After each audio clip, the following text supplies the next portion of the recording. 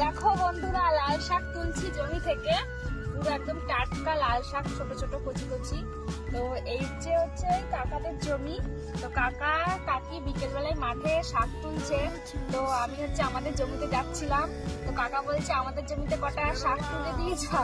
তাই আমি এই যে চলে এসেছি শাক তুলতে। দেখো শাক তুলছি এখানে, তুলে তুলে এই যে মাদার দিয়ে।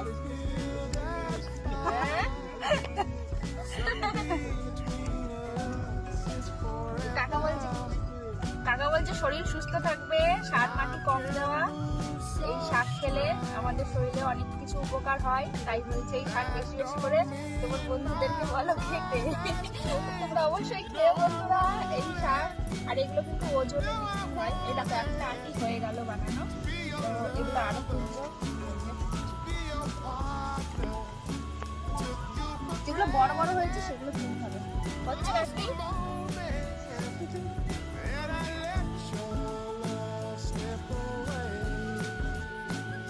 এই যে এই শাকগুলো আজকে তুলছে, এগুলো তুলে বাড়ি গিয়ে এগুলো সব শাকগুলো ভালো করে ধোবে।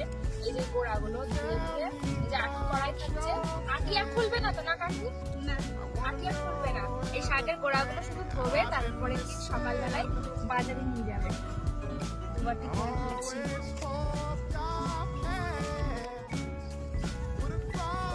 এই দেখো এই শাকগুলো তোমরা দেখছো তো এখন ছোট ছোট রয়েছে, এই শাকগুলো তো আরেকটু বড় বড় হয়ে যায়।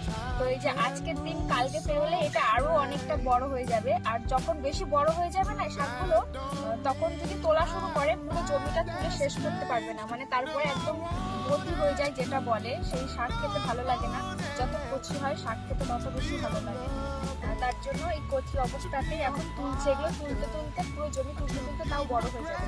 দেখো ছোট বড় তো আছে, তাই বড়গুলো তুলছি। আর যেগুলো ছোট ছোট রয়েছে ওইগুলো আবার দেখবে দুদিনের মধ্যেই এরকম বড় বড় হয়ে যাবে। এই শাকগুলো খেতে কিন্তু খুব ভালো লাগে, লাল শাক, তাই না? তোমরা জানিও তো।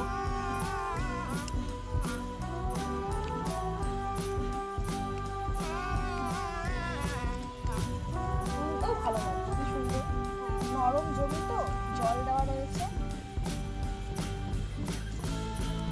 এই দেখো এই শাকটি নাকি হয়েছে।